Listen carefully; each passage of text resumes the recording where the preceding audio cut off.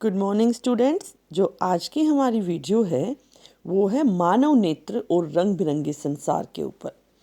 आपने इससे पहले वाली वीडियो में देखा था कि जब प्रकाश एक ग्लास के स्लैब से होकर गुजरता है तो माध्यमों में अंतर होता है, एक सघन होता है, एक विरल होता है। उस अंतर के कारण क्या हो रहा था? प्रकाश का अपवर्तन हो रहा था। आज भी हम उसी को देखेंगे, लेकिन यहाँ पर हमने ग्लास स्लैब की जगह क्या लिया है? एक प्रिज्म लिया है। आप सबने प्रिज्म देखा होगा।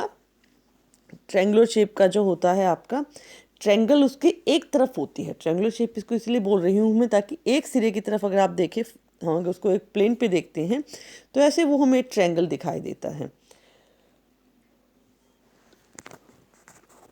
अपवर्तन क्या है? हमारा प्रकाश का एक माध्यम से दूसरे माध्यम में प्रवेश करते समय अपने सीधे पथ से मुड़ना, मतलब तिरछा हो जाता है, वो अपवर्तन कहते हैं। और अगर आपको नियम याद हो जो मैंने पुरानी वीडियो में बताया था कि जब भी प्रकाश सघन और विरल माध्यम में जाती है तो क्या होता है, नहीं याद है तो आप मेरी पुरानी वीडियोस जाके देख सकते हैं। मेरे चैनल को लाइक करिए, सब्सक्राइब कीजिए। मैं फिर से एक बार उसी टॉपिक को दोबारा समझाती हूँ कि अगर सघन से विरल माध्यम में जाएगा तो क्या होगा। सघन माध्यम क्या है? वो माध्यम जिसमें प्रकाश की चाल धीरे हो जाती है। क्यों हो जाती है? क्योंकि उसमें कण ज़्यादा होते हैं।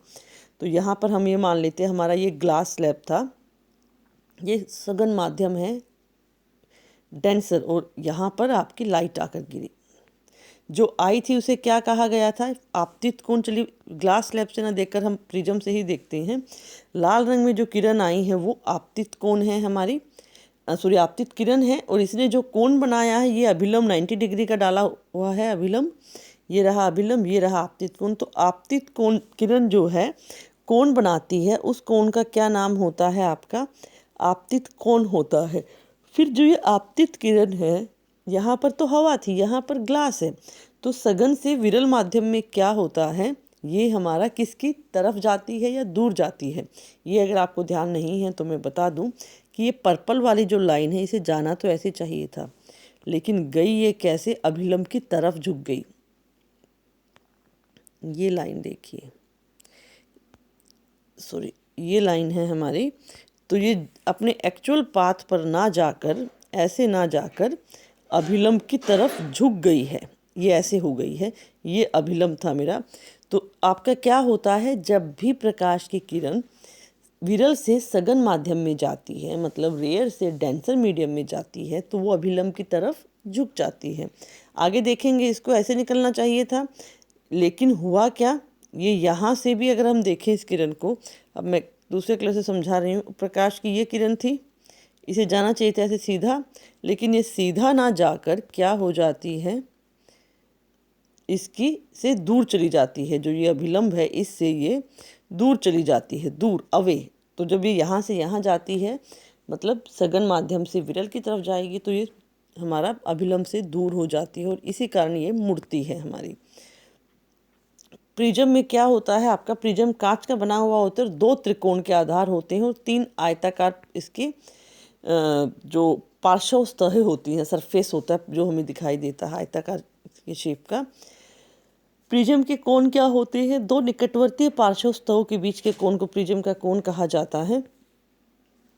ये रहा प्रिज्म कोण। जब दो सतह आपस में टकराती हैं तो जो कोण बनता है वो प्रिज्म का कोण कहलाता है।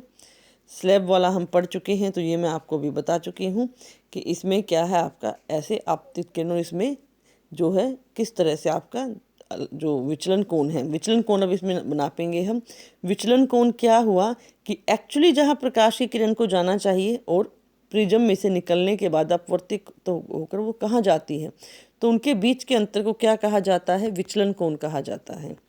अब हम पढ़ते हैं विक्षेपण। विक्षेपण क्या है? जो प्रकाश है, प्रकाश की किरण जब प्रिज्म में से गुजरती है या प्रिज्म जैसे किसी भी वस्तु में से, आप सीढ़ी देख लीजिए या आप पानी की बूंदें देख लीजिए, पानी की बूंदें जो हवा में मौजूद होती हैं, तो उनमें से जब गुजरती है तो वो सफ़ेद रंग का प्रकाश 7 रंगों में बट जाता है। ये बटा हुआ देखिए, जो सफ़ेद रंग की किरण जब प्रिज्म में से गुजरती है तो बाहर निकलने पर वो 7 रंगों में बटी हुई होती है, जिसकी सीरीज होती है विबग्योर।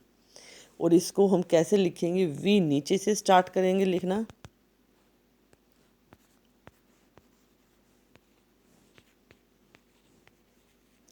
सबसे नीचे मैंने वी रखा है और सबसे ऊपर मैंने आर रखा है। क्यों रखा है?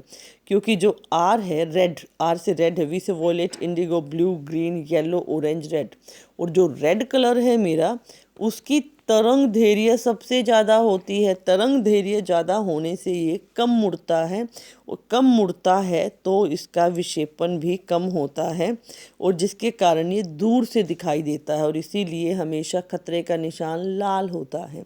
आपका कम, इसका तरंग धैर्य ज़्यादा होने से मुड़ेगा कम, और इसीलिए हमें ये दूर से दिखाई देगा, फैलता नहीं है ये रंग। खतरे का निशान, डेंजर साइन, हमेशा इसीलिए रेड बनाया जाता है। ये बहुत जल्दी फैल जाता है क्योंकि इसकी तरंग धैर्य सबसे कम होती है, और जिसके कारण सबसे ज़्यादा मुड़ता है ये हमारा, और इसी कारण ये जो है हमें दिखना थोड़े टाइम की दूरी पे कम हो जाता है। और जो 7 रंगों का बैंड जो निकला मेरा, इसे हम कहेंगे स्पेक्ट्रम कहेंगे। ये देखिए इन्होंने दिखा रखा है, लाल रंग जो है सबसे कम मुड़ रही है, और वॉयलेट जो है वो सबसे ज़्यादा हमारी मुड़ रही है। स्पेक्ट्रम बनने का कारण क्या है?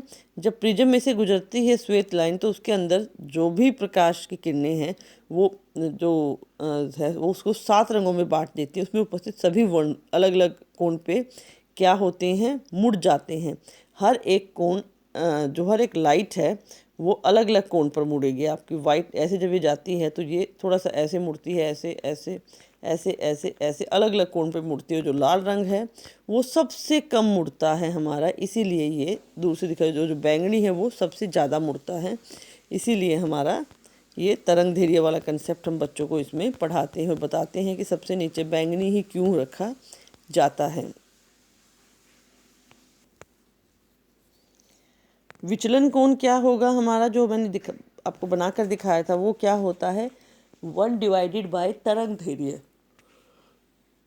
एक लास्ट टॉपिक हमारा बचा हुआ है इंद्रधनुष का। इंद्रधनुष का मैं बता भी चुकी हूँ। प्रकाश की किरण जब आपकी पानी के अंदर जो पानी की बूंदें हैं उसमें से जब प्रकाश की किरण गुजरती है तो वो स्पेक्ट्रम की तरह काम करने लग जाती है, और वो भी 7 रंगों में बट जाती है। बूंदें प्रवेश करती हैं, अपवर्तित व विक्षेपित होती हैं, और पूर्ण आंतरिक परावर्तन होता है इसके अंदर। मतलब जब वो पानी में से की बूंदें गुजरती हैं तो बार बार उनका परावर्तन होता है अंदर ही, और उसके बाद जब वो बाहर निकलती हैं विक्षेपित होकर तो 7 रंगों में इंद्रधनुष का निर्माण हमारा करती हैं। ये इंपॉर्टेंट पॉइंट है आपका। चलिए क्वेश्चन आंसर्स देखते हैं।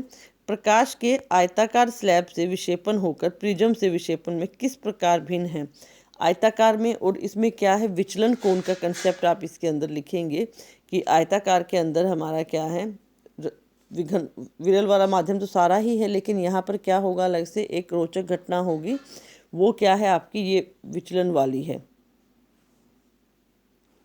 और जो निर्गत किरण की दिशा है वो आपतित किरण की दिशा से अलग होती है। आयताकार स्लैब में ऐसा नहीं था।